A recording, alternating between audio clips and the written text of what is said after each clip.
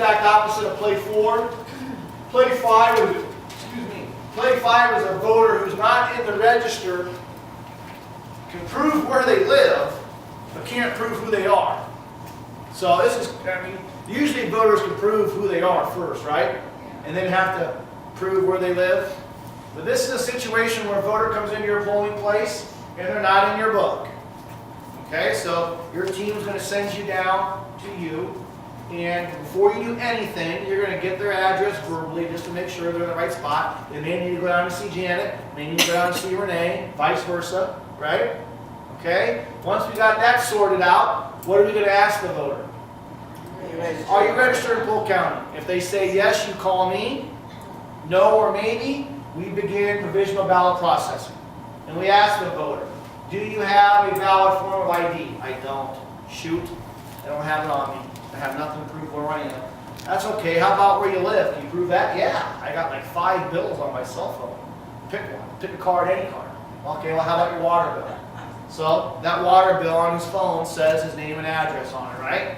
So that voter couldn't prove who he was, but could prove where he lived. That's play 5. Does this make sense, guys? Okay? If it does not, please hold on. I'm going to explain it, then I'll get into the questions. But this should make sense, because this is what we did in June. Let's break it down. Precinct Captain fills out section 1 with precinct number, election date, check box 1. It's going to be Des Moines 57. Election date 11/6/18. Why? Voter couldn't prove who he was. Section 2, the voter fills out. Voter prints their name, gives us their address and date of birth, and signs the dates. And then the voter has to fill out the registration form, correct? And then when we're done doing that, then that voter will we'll give the voter the ballot, and we'll have the voter go over and mark their ballot, put it in the envelope, bring it back to us nice and neat, and that goes in the red bag, correct? And then we fill out the receipt. And that's how you fill out the receipt for play 5. Section 1, we check box 1. Section 2, we check those first 2 boxes. Why are those first 2 boxes in section 2? Because any one of those documents in section 2, a voter can use to prove who he is, or she is. And then we write down noon, November 8th, Polk, 122nd Avenue, sign date, and hand it to the voter. And we just hope the voter brings it down to our office. So we've talked about 5 plays. We have one more play to talk about. But before I get into that 6th, they say no or maybe. Well, let them. They can do whatever they want. It's a provisional ballot, and we'll do our homework after the fact. Yes. Steve, I may be jumping the gun on this, but we had a felon come in at one of our elections, and I've forgotten exactly the process to deal with a felon. I want to come back to play 1, and then get on the machine and get you out of here. Get you out of here way ahead of schedule. All right? So play 6 is the play I think we'll see the most. And you tell me, because you're in the field. This is a voter who comes in and they're not registered. They have valid ID and they have valid proof of residency. This is a play 6. So I come into your polling place and I'm not in your book. So they zip you down to you, and the first thing you're going to do before you call me or do anything is make sure you're in the right place. And have your address real quick. I want to make sure you're in the right place. And I am. So then you ask, are you registered in Polk County? I say no, I'm not. I'm not. I know I'm not. I just moved from Omaha, Nebraska. Okay. Well, let's go ahead and get you registered then. So, Steve, you have an ID you want to show me. And yep, I show you my Lincoln, Nebraska driver's license. That works, right? That proves who I am, doesn't it? So now I got to prove where I live, right? So, Steve, can you prove where you live for me? Anything you have to show me where you live? Yeah, I do. I have my Verizon wireless cell phone bill. Just got it switched over yesterday. Okay, and they get it, either shows you the paper statement or shows you the electronic form, and that says Steve Morrow, and it has my Des Moines, Iowa address on it. Okay, that voter's proved who he is and where he lives, right? That's just a plain Jane play 6. We get into our playbook here, you go to play 6, and you fill it out exactly how it's drawn up. Precinct Captain, once again, fills out section 1 with precinct number, election date, check box 5. It's going to put Des Moines 61 on it. 11/6/18 is going to check that last box. That last box says election day registrant in a non-poll book precinct. What that means is we are a non-poll book precinct. We don't have computers on it. be our non-poll book precinct at the time. And we sign and date it. The voter fills out section 2 with name, address, date of birth, and they sign and date it. And then of course the voter has to fill out the registration form, right? Needs to fill it all out. When the voter's done doing that, we will hand the voter their envelope, and we'll hand them their ballot. We'll say, please go over to the voting booth and mark your ballot. When you're done marking your ballot, please bring it back to me, and all sealed up. And then when we're doing that, we're filling out the receipt, correct? And how you fill out the receipt is exactly how it's drawn up over here. We check that last box in section 1, we check that last box in section 2, and we literally put an X through section 3. Put an X right through it. That voter does not need to do anything else. That'll come back to us, we'll process it, we'll process his ballot, we'll process his registration form, and he'll now be a registered voter in Polk County. Yes. Who was willing to attest for another voter's identity or residency, or both, or one or the other. They're willing to say, yeah, this is Sue Laurel. I'm attesting for her. Now there's some rules to this. Okay? There's some rules to this, and they're right down here. And let's go through it line by line. An attester first must be a pre-registered voter in the precinct.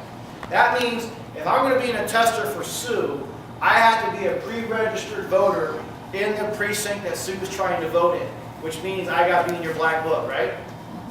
Even if Sue and I have known each other for a little, we've known each other now for a long time, about 13 years. If Sue and I can't attest for Sue because I'm not going to be in Sue's book. Okay? The attester has to be somebody who's already pre-registered in that book. The only way you can do that is by looking at that voter's name in the book, right? The second sentence says the attester fills out the attester form. So, you have a handout of what the attester form looks like. Look at that for a moment.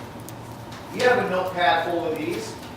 And if the attester, if we are using an attester, the attester has to fill this out. So the attester will print the voter's name, will print the attester's name, and will give us the attester's address. The attester will sign it, and you will either sign it or give us our initials. And then it says that we will paperclip this attester form to the provisional ballot envelope. We don't want it stapled to it. We don't want the attester form inside of the envelope. We want the attester form paperclip to the outside of the provisional ballot envelope that will go into the red bag. Okay?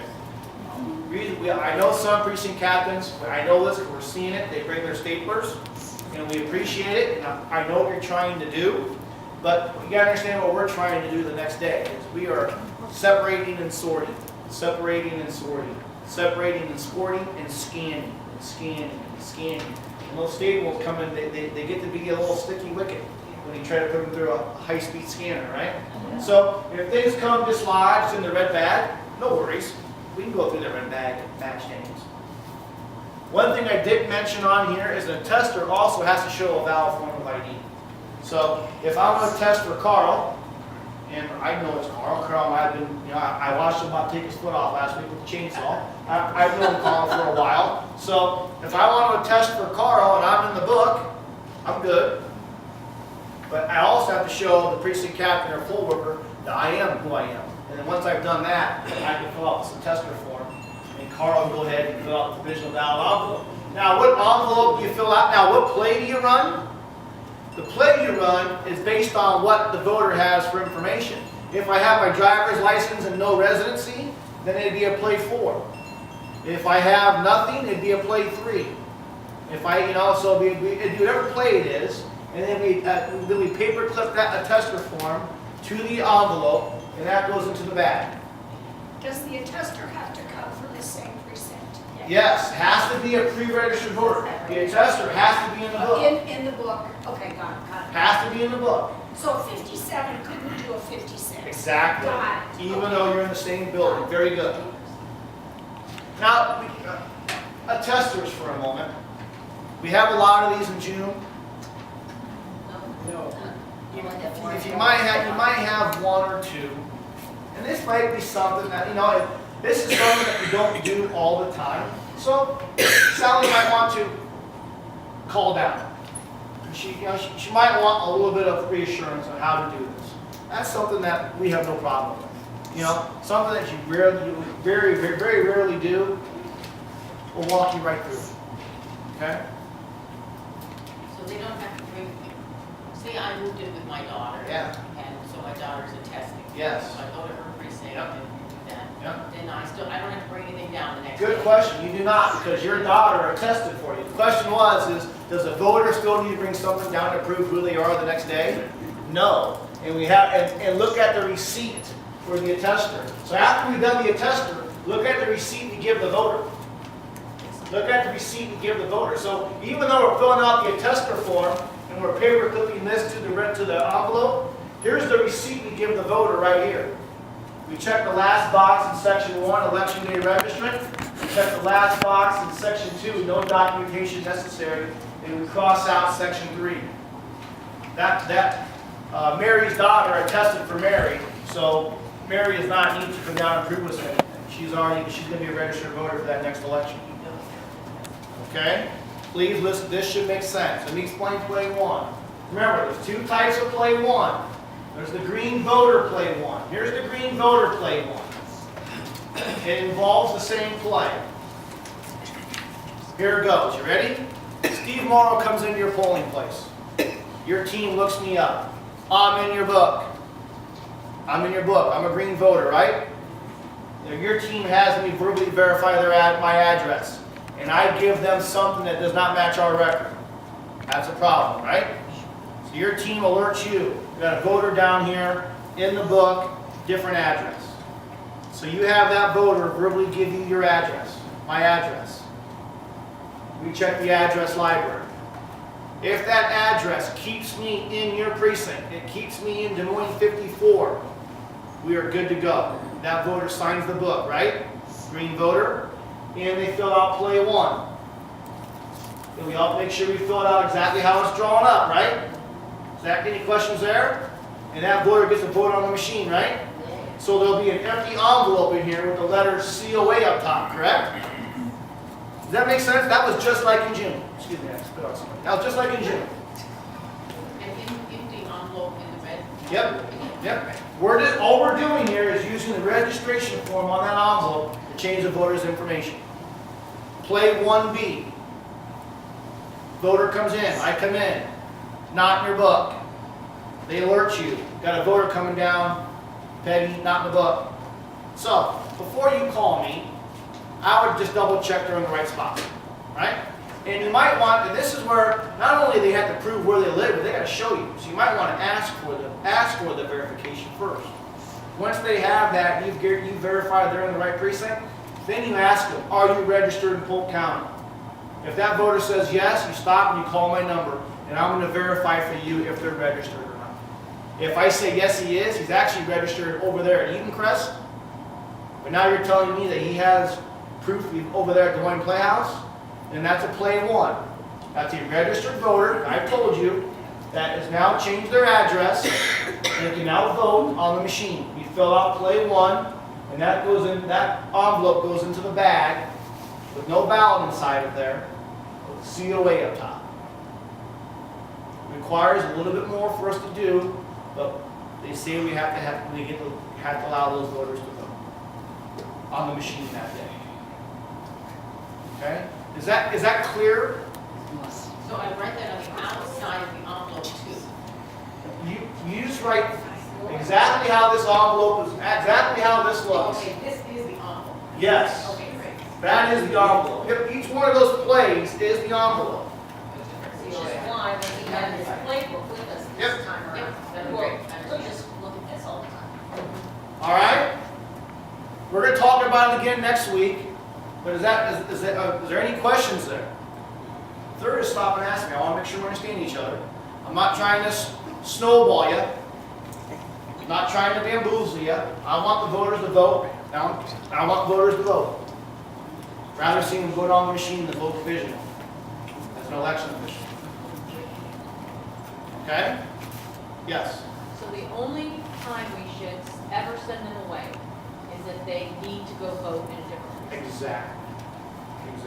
That's what it is. Exactly. The only time we would send a voter out the door as if they don't belong at the Nickel Center.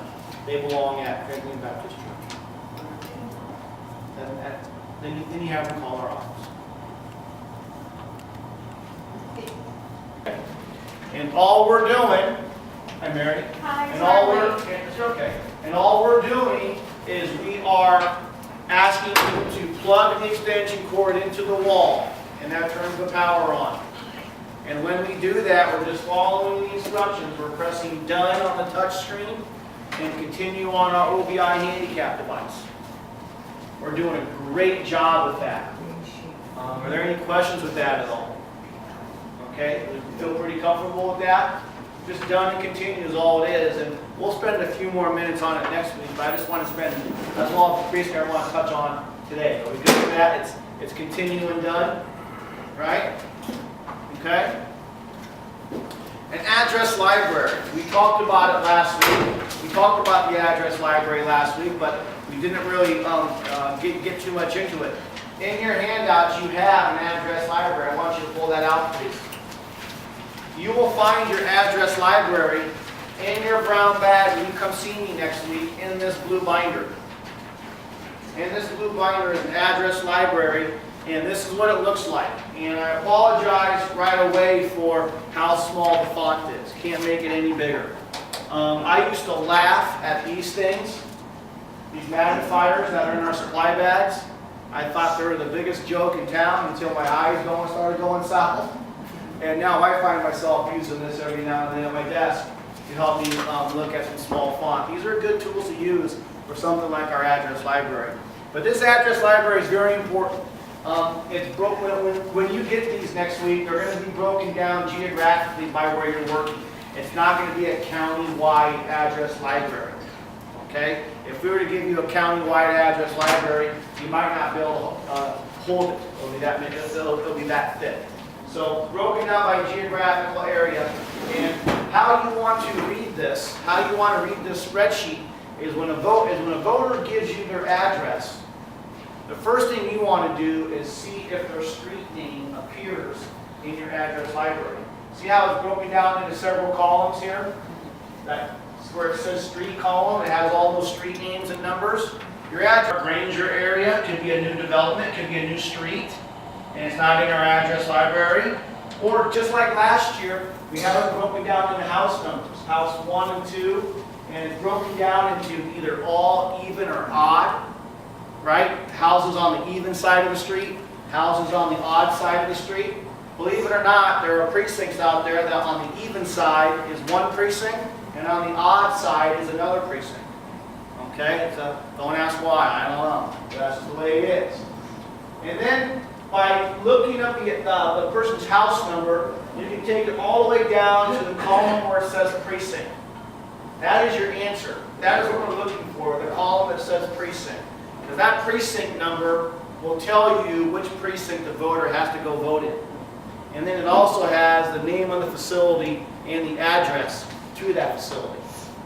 I'm also going to provide you, next week when you come get your supply bags from me, I'm also going to provide you a handout that lists all 177 precincts.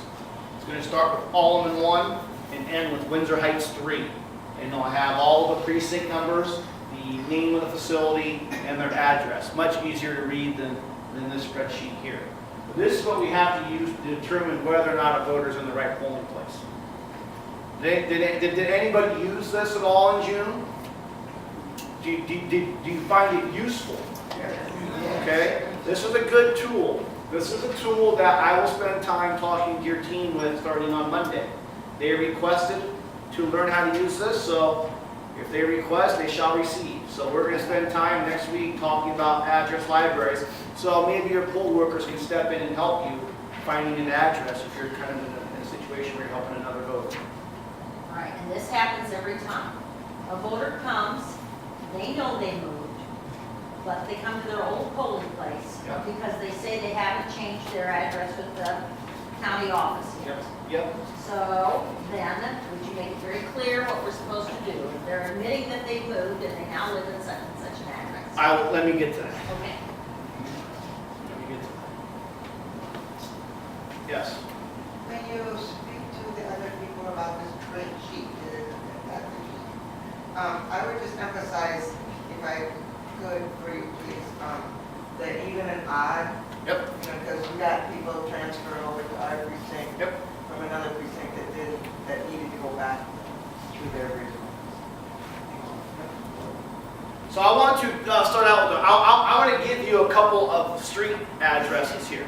And I don't want you to blurt out the answer. I want you to keep it to yourself. I want to see if we can figure this out, and I might call on somebody to see if they can figure out where they have to go vote. Okay? Remember, the answer is in this column right here where it says precinct. That's the answer. That's what you're looking for, okay? So let's see how we do here.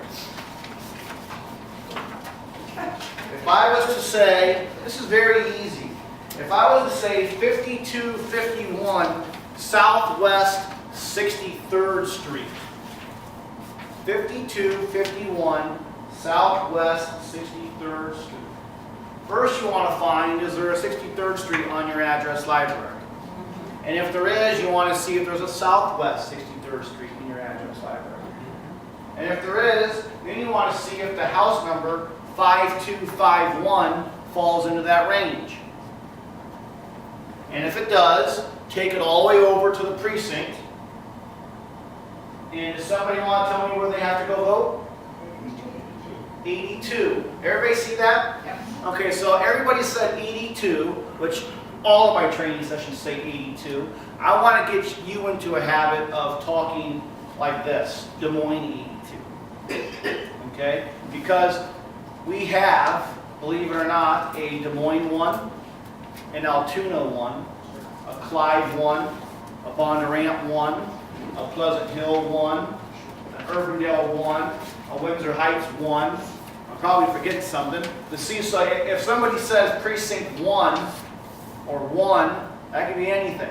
So get into the habit of when we talk on the phone back and forth that you say Des Moines 82 or Urbandale 5 or West Des Moines 316 or Des Moines 44. Okay? Let's try another one. 6900 Bloomfield Road. 6900 Bloomfield Road. First find out if Bloomfield Road is in your address library. And if it is, tell me if 6900 falls in that range.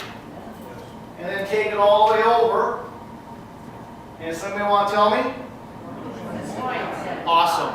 You see how easy this is to read? This will come in real handy on Tuesday if we got a voter who needs to be directed somewhere else, or if they're not in our book and they're to find out if they're in the right spot or not. Let's try one more. This has fooled a couple training sessions. How about 951 East Bell Avenue? 951 East Bell Avenue.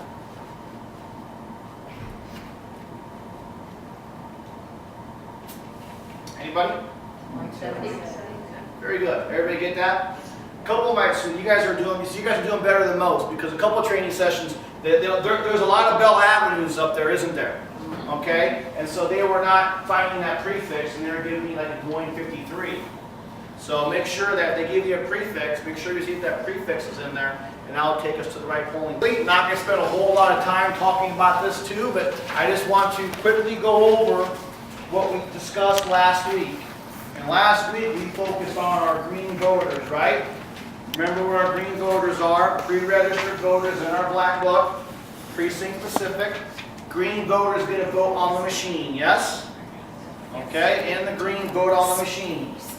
And so, just real quickly, how we handle a voter who comes in with a valid form of ID. If I come into your polling place and I go to the table and I give your co-workers my name and they look me up and I'm in the book, I'm a green voter. If I verbally verify my address and my address is correct, I'm still a green voter, right? And then they're going to ask me, do I want to show an identification or do I want to sign the oath form? If I show a form of identification, we're using that form for identity only. That voter gets to sign the book, get a ballot, and vote on the machine, right? Okay?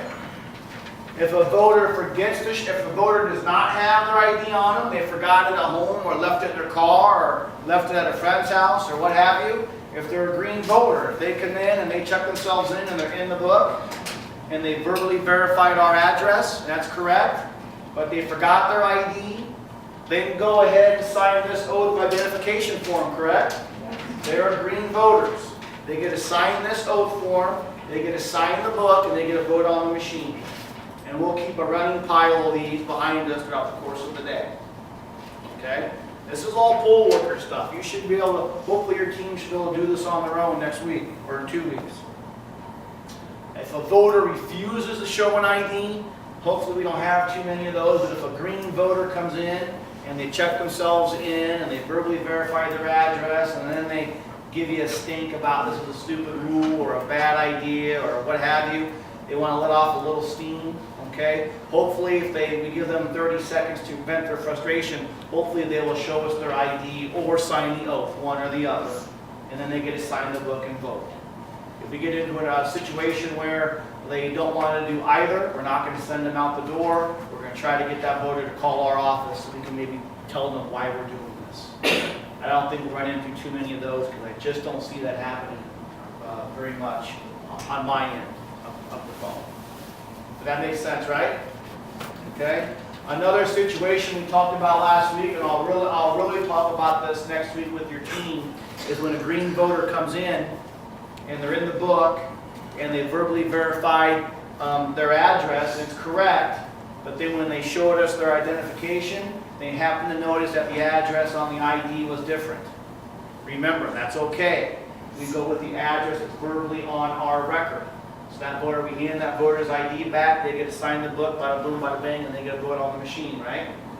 Green voters, and the green vote on the machine. Okay. I'm going to skip number 6 again for one more second. We'll come back to that, I promise. I want to go to number 7, where a voter comes in, a green voter comes in, and they come in and they give us their name and they're in the book, and we have them verbally verify their address, and they do, but your poll workers notice they have an A next to their name. But this voter is going to surrender their absentee ballot to us. They're going to literally surrender it to us and hand it over to us. Okay, that's fine. We'll write spoiled or surrendered on that absentee ballot. The voter will still have to provide us with identification or sign the oath of identification form. Then that voter gets to sign the book and vote on the machine, right? They're a green voter who has surrendered their absentee ballot. Could happen. And that's our green voters for the most part. We're going to talk about this next one here in a minute, but that's basically our green voter recap. Is there any questions with green voter recap? Yeah, I'll try to get them. You might want to say, hey, you really don't need to, but if it makes them feel good, absolutely. Okay? So far, so good? Now we're getting into our red voters, our playbook here. You have a red 3-ring binder here in front of you, and this red 3-ring binder will stay here today, but when you come see me next week in your supply bags, there'll be a red binder just like that for you to use. And this is how we will process. We will use this as a resource to process our red voters. Okay? This is a voter who potentially will have to use a provisional ballot envelope. They may have to put the ballot in the envelope, or they may have to use the envelope to fill out some information, but are still able to vote on the machine. And we'll talk about that. Here's what our provisional ballot envelopes look like. They haven't changed since June. Same envelope, same information on here.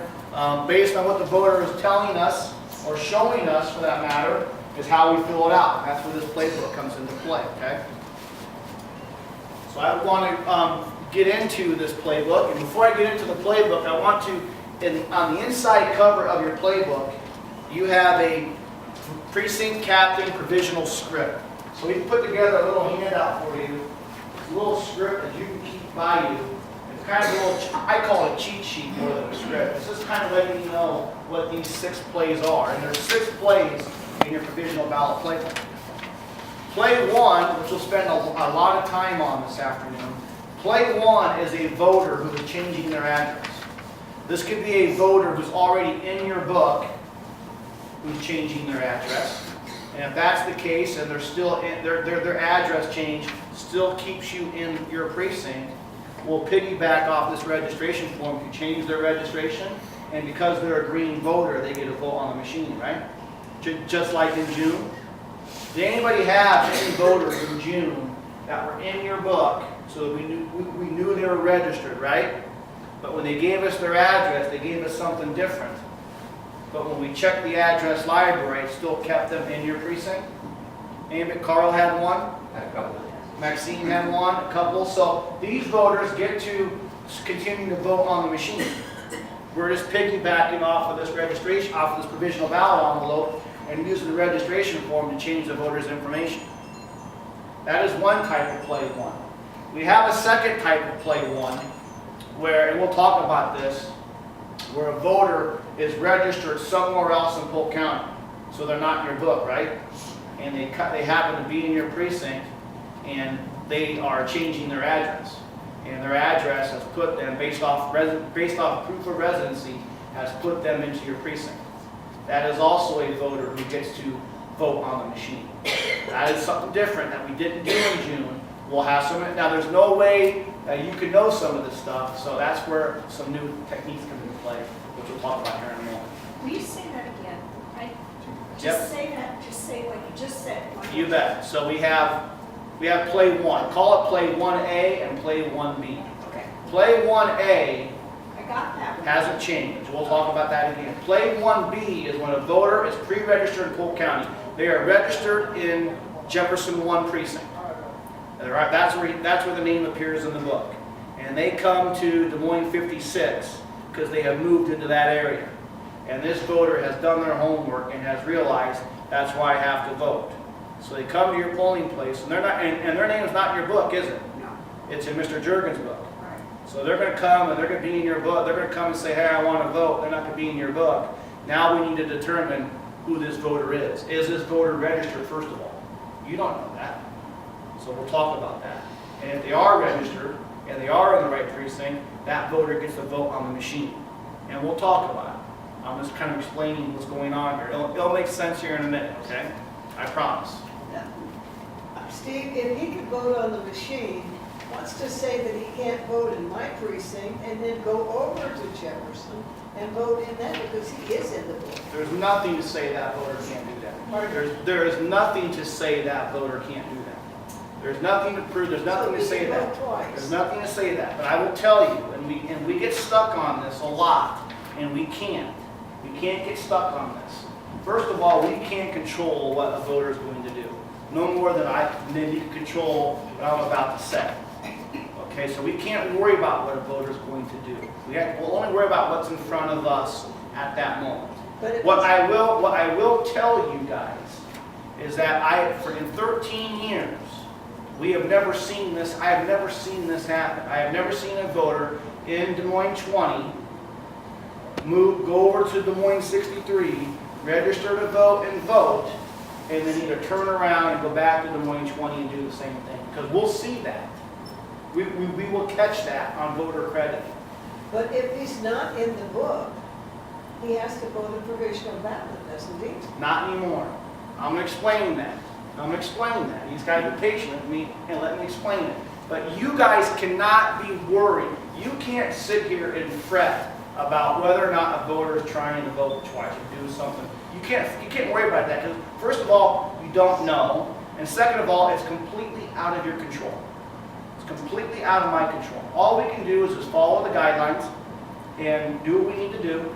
And if that voter is voting twice, we're going to catch that voter. He doesn't have to sign an oath saying that he Let me get into it. Let me get into it. Don't get too far ahead here. It'll make sense here in a second. Okay, that's our play one. Play two we spent a lot of time on last week. Play two is when a voter comes into your polling place and they're in the book, right? They're a green voter, right? They come in the book, they give you their name, they're in the book, you verbally verify their address, but they have an A next to their name. And they don't have the ballot to surrender. That is an automatic play two. It's an automatic provisional ballot. That voter cannot put a ballot into the machine. They have not surrendered their absentee ballot. They're in your book. They get a vote with provisional ballot, and that ballot goes into the envelope. 4, 5, and 6 are plays that we'll talk about that are for voters who are not registered or who are changing their address and can't prove their residency. Okay? They might not be able to, they might not be able to prove their identity. They might not be able to prove their residency. They might be able to prove one thing and not the other, or they might not have anything at all. And that's where those places, and that's where those 3, 4, 5, and 6 come into play. This is just a reference sheet for you to look at when you're processing that voter. And notice on play 1 down here it says it has my name and cell phone number on there. Okay? There's a reason why my name and cell phone number is on there. And well, that involves play 1B. Okay? So, this might sound confusing now. I'm sure it sounded confusing when we talked back in May. It should not sound confusing here when I explain to you in a few minutes. In the training sessions I've had this week, I see that I got the same looks looking at me when I started. And when I was done explaining, it made some sense. Okay? But before I get into explaining, just remember, we can't worry ourselves about what voter intent is. We can't worry about it. We can't worry about what a voter is intending to do. No more than we worry about what that guy in the car is intending to do. Okay? We have to worry about what's in front of us. All right? So, I've been skipping a play for a couple sessions. I've been skipping a green play. I've been skipping number 6. This is play 1A. The play, I'll read it to you. Voter has ID. Address is incorrect in the election register, and voter is in the correct precinct. It's a lot of words. Let me read it to you again. Voter has ID. Address is incorrect in the election register, and voter is in the correct precinct. What is happening here? Well, first of all, What you're looking at. right here. Oh, okay, I'm sorry. You're fine. So, let me tell you what's happening here, people. This is a green voter, right? How do we know they're a green voter? They're in the book. So, Steve Morrow comes into your polling place. Comes up to your table, says, "Hi, I'm Steve Morrow, I want to vote." Your team looks me up, and guess what? I'm in the book. So, therefore, we know about this voter is a registered voter, right? He's in my book, he's a green voter. So the next thing your team does is your team has the voter verbally verify their address. And they gave us an address that does not match our record. Does not match what we have. So your poll workers will send that voter down to you. And there'll be some communication here. I'm sending the voter down to you. Voter's in the book, different address. So what we then do is we need to make sure the voter is still in our precinct. We know they're registered, right? They're in the book. We need to make sure they're still registered. So we will ask that voter for their address, and we'll double check it with our address library. If that address keeps the voter in our precinct, that's play 1, correct? The voter has to sign the book still, right? And then we do play 1 in our address library, or in our red book. This is play 1. So we get a provisional ballot envelope. And we fill out play 1 exactly how it's drawn up. And let's break this down into some segments here. It says, use the address library or call to verify the voter is in the correct precinct. We have done that, haven't we? We used the address library and we verified that that voter is in the right precinct, correct? Okay? The next sentence says, the precinct captain crosses out section 1 and section 2 and writes COA. What does COA stand for? Change of address. We write change of address up top, COA. And then section 3 must be filled out completely by the voter. The voter will fill out a registration form on the provisional ballot envelope and will sign and date it. Okay? Where do all provisional ballot envelopes go? Into the red bag. Does this voter get a vote on the machine? Yes. Yes, because he's a green voter whose address has changed, that's kept them in your precinct, they get a vote on the machine. So when we go through these red bags the next day, and we see COA written on top, and we see no ballot inside of here, that tells us that this voter has changed their address in the same precinct, gets to go ahead and vote on the machine. I gotta make sure we understand each other here. That's where my cell phone number comes into play. And this is where, in June, I thought we were doing it correctly. I still think we're doing it correctly, but we were told we were not. So we need to make sure we're following the rules, meaning me. So this is a situation when a voter comes into the polling place and their name is not in your book. That is a potentially red voter, right? Notice how I use the word potential. Okay, so the voter is not in the book.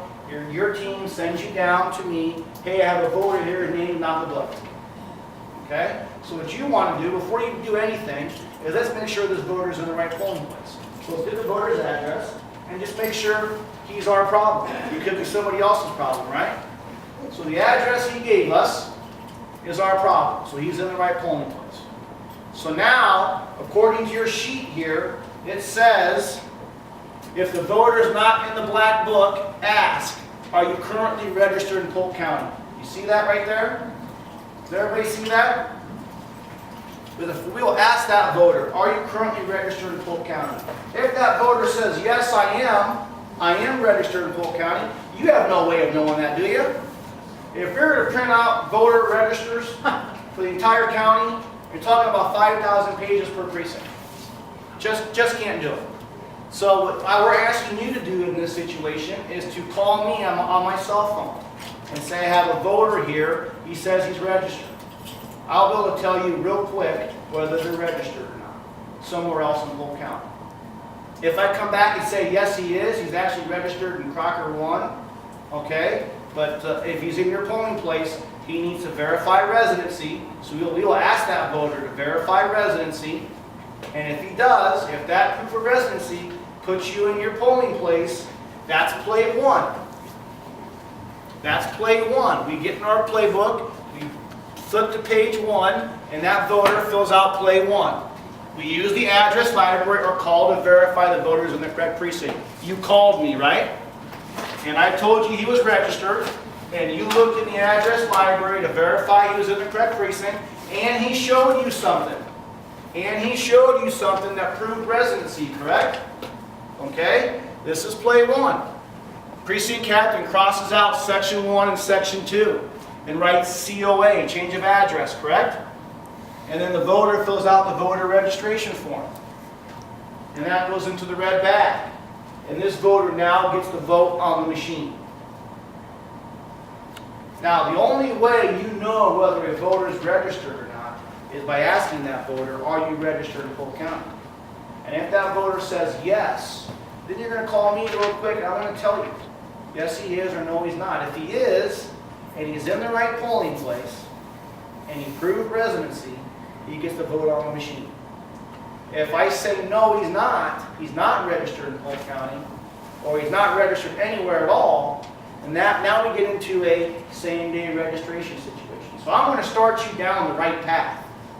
And I may even, when you call me, I may even say, hey, Mr. Jergens, make sure he proves residency, and make sure you check that address library that he's in the right polling place.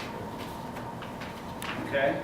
we're going to talk about this again, but I only want you to call my cell phone number if we're trying to find out if somebody's registered or not.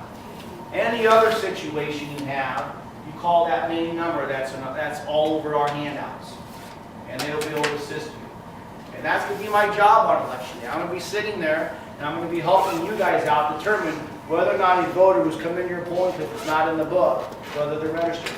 So if they are registered in Polk County, the state says they get a vote on the machine.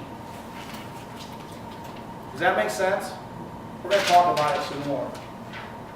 If a voter comes into your polling place and they're not in your book, so they send you down to you, the precinct captain, okay, what you can do before you even call me on the phone is just double check they're in your polling place. That will take care of a lot of the headache right there. And then once you double check that, you ask them if they're registered. If they say yes, you call me. If they say no or maybe, no, I'm not registered, or I think I am, I'm not quite sure, well then we're going to go ahead and proceed with the provisional ballot, and we'll have that voter put their ballot into the machine. The only way we're going to have a voter put a ballot into the machine is if I tell you, yes, that voter is registered. A voter can use to prove proof of residency and proof of identity. Okay? Also keep in mind, that a person can use an electronic statement. So I can get onto my phone and pull up my Mid-American bill, and as long as my name and address is on there, that proves where I live, right? Did anybody use cell phones in June to prove where they live? Okay? So they can't use it to prove who they are. I can't get on there and show you a photo of me and my wife at the dance last week. But I can use it to, absolutely. We're going to come back to play 1. Play 1A is just like in June, right? A voter that's in your book, they're a green voter. We know they're registered, right? But they give you an address that's different, and we have determined based on their address that they're still in the same precinct. That's a play 1. You fill out play 1 that gets drawn up, and that voter gets to vote on the machine. I'm gonna ask them. We're definitely going to see some more than others. Based on the size of your precinct, this will happen more times than others. But this is a situation where a voter is in your book. A green voter in your book comes to your table and checks in. And they're in the book. And we have them verbally verify their address, and they do verbally verify the address. But we notice they have an A next to their name. That takes that voter from the green to the yellow.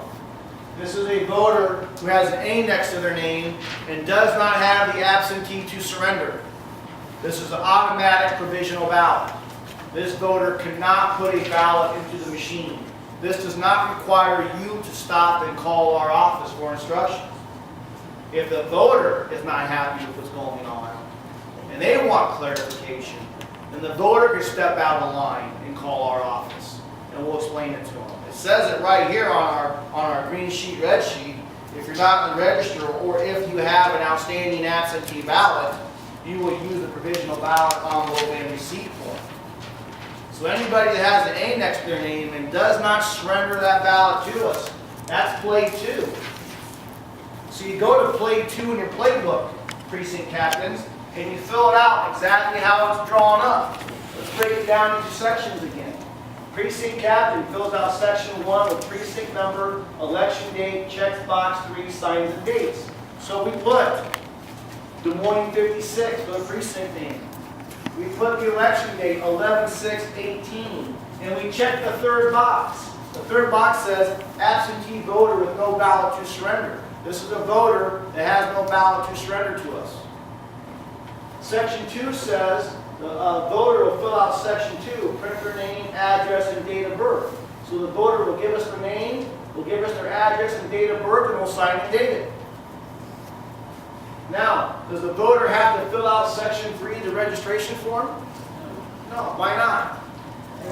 They're already registered, so I literally want you to put an X through that registration form. And when that's all done, precinct captains, when that's all done, we will then hand a voter a ballot, and we will instruct that voter to go over to the voting booth and mark their ballot. And when they're done marking their ballot, bring it back to us, sealed up nice and neat in this envelope. And where does this go when we're all done? In the red bag.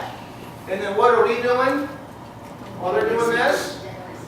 We're filling out a receipt. So I have a copy of what a receipt looks like in your handouts here. I have a copy of what a receipt looks like. I want you to look at this receipt. There's a big notepad just like this with receipts.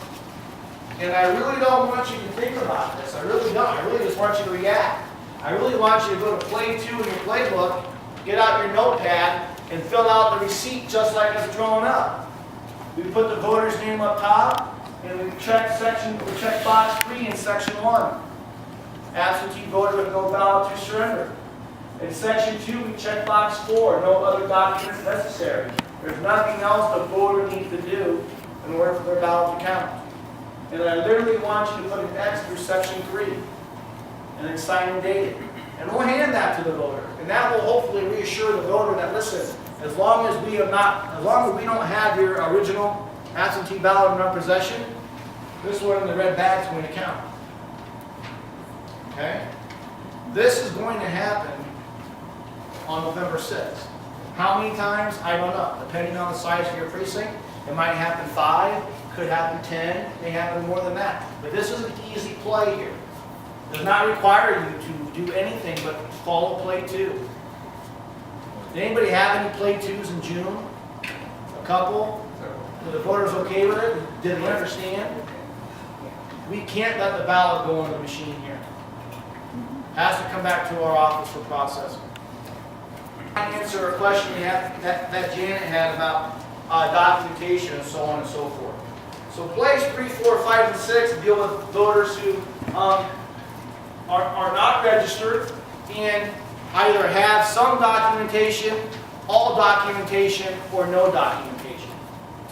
So play 3, you look at the title of it, it says voter not in the register without ID and proof of residency. So this type of voter walks into your polling place. They come up to the table and they check themselves in, and guess what? They're not in your book. So your team sends them down to you. What I would do first is I would make sure they're in the right polling place. Just ask for their address. Just make sure they're in the right polling place first. If they are, then what are you going to do? You're going to call them, you're going to ask them, are you registered in Polk County? Voter, are you registered in Polk County? If that voter says yes, you call me and I tell you if they're registered or not. This voter is not registered in Polk County, or they tell you no or maybe. Okay, fine. That's a provisional, that's play 3. So we ask them, voter, do you have a driver's license or another form of ID you want to show me? Voter says, no, I don't have anything on me. I have no ID to prove who I am. Okay, you're 0 for 1. Voter, do you have anything that proves where you live? Anything that can prove where you live? Nothing. I have nothing on me that can prove where I live. Well, you're 0 for 2. So we have a play for that, right? We got a play for this voter. It's play 3. Voter, not in the book, not registered, and does not have ID and does not have proof of residency. How do you fill this play out? You go to play 3 and you fill it out exactly how it's drawn up. Precinct name, Des Moines 46. Date of the election, 11/6/18. And why are we running this play? We checked the first 2 boxes. This is a voter with no identification, and this is a voter with no proof of residency, correct? Okay? And we sign and date it.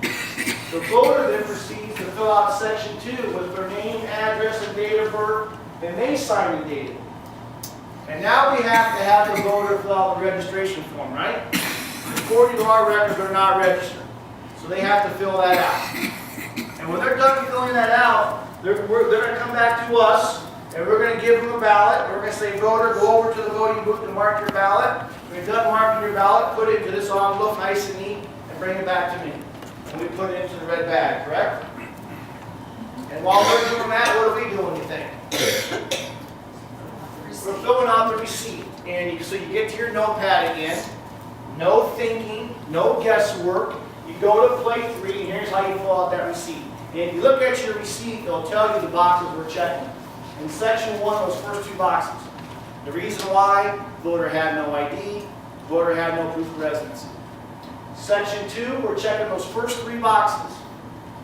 Those first 2 boxes are just letting the voter know that, and they can bring down any one of those documents to our office to prove who they are. You don't care which one it is. You're not going to know which one it is. That's letting the voter know what they can bring down to our office to prove who they are.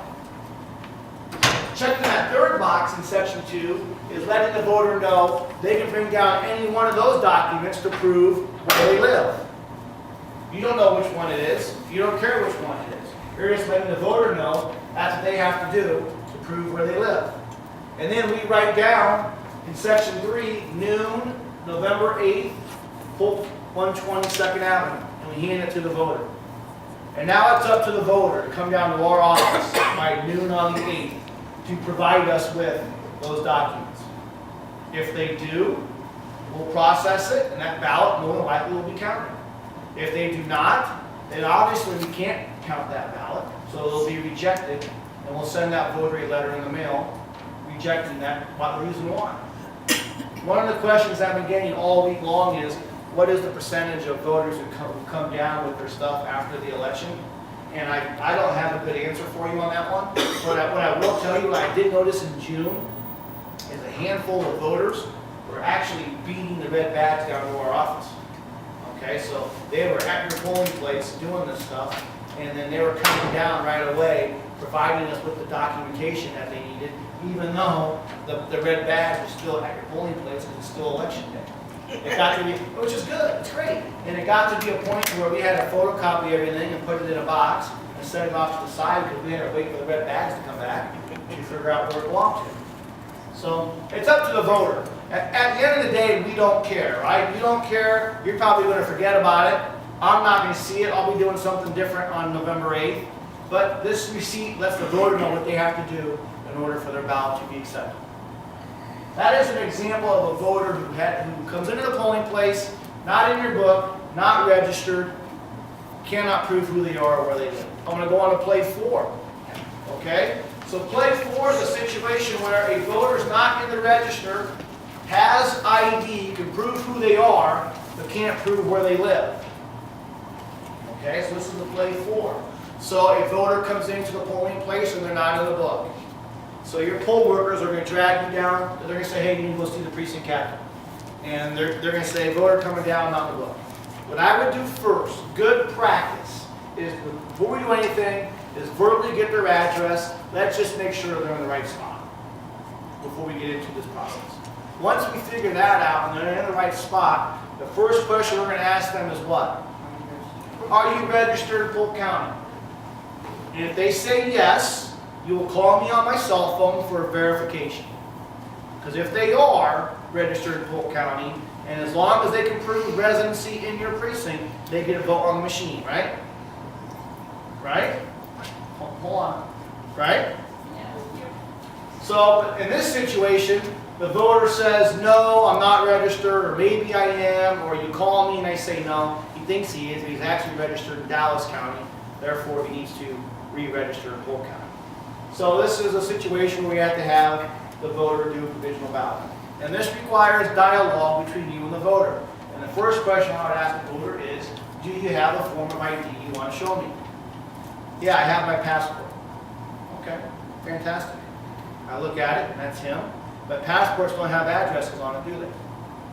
So the voter has to then prove residency. Voter, can you prove where you live for me? Can't. I don't have anything on me. I don't have my phone on me. I don't have any of my nothing on me to prove where I live. Okay, no problem. We're going to do play 4. And here's play 4. Play 4 is a voter not in our book, not registered, has an ID. We've already seen the passport, right? But can't prove where he lives. So we fill it out exactly how it's drawn up. We write the precinct name, Des Moines 54. We write the election date, 11/6/18, and we check box 2. Why are we checking box 2? Voter couldn't prove where he lived. Right? He told us where he lived, but he couldn't prove where he lived. So we sign and date. Then the voter fills out section 2. The voter prints their name, gives us their address and date of birth, and signs and dates it. Now this voter is not registered, right? So do they got to fill out the registration form? You bet they do. You bet they do. They have to fill out that registration form and they have to sign and date it. And when they're all doing that, that comes back to us at the table, and we will give that voter a ballot. They can go over to the table and mark their ballot, and they can put that ballot into the machine. They can put that ballot into the envelope, and that ballot comes back to us nice and neat. And what do we do with this envelope? We put it in the red bag. And then what are we doing then? There's a receipt. And that's how you do the receipt for play 4. I really want you to not even think about why you're filling this out. I just want you to fill it out. Put the voter's name in checkbox 2. No residency. In section 2, checkbox 3. Any one of those documents he can bring down to our office to prove where he lives. He has to do it by noon on the 8th to our office, 122nd Avenue. And if the voter does that, awesome. That voter's ballot's going to count, and then we'll change that voter's registration. And the next election, you'll be a registered voter, a green voter in your book. Yes. You may Army covered this Yep. completely listed, but without an attester and with an attester, I don't know you've mentioned. I have not talked about an attester yet, and I will. Okay. Because and the reason why I'm holding off on that is because an attester is done the same way for every voter. Okay, thank you. Good question. Yes. If, play 4, because they sign that we don't have to make up a fake thing in the back of letter L on the left, The voters will not sign the book. because they're signing this The instead. voters will not sign the book. Thank you. Steve, Yes, I'm going to be in the server for 2%. yes. Okay. So, Now, probably can't prove who they are. They might be able to. They might be able to dig out a Iowa driver's license, or I hate to say it, it might be a homeless vet or a retired military. They might be able to prove who they are. That might, so they might come out. But if they can't, and they can't prove where they live, that's going to be a play 3, right? But if a homeless person has a military card or an ID or something like that, that proves who they are, but it still might not prove where they live. So it's going to all be based off what that homeless person, or any voter for that matter, has for identity and residence.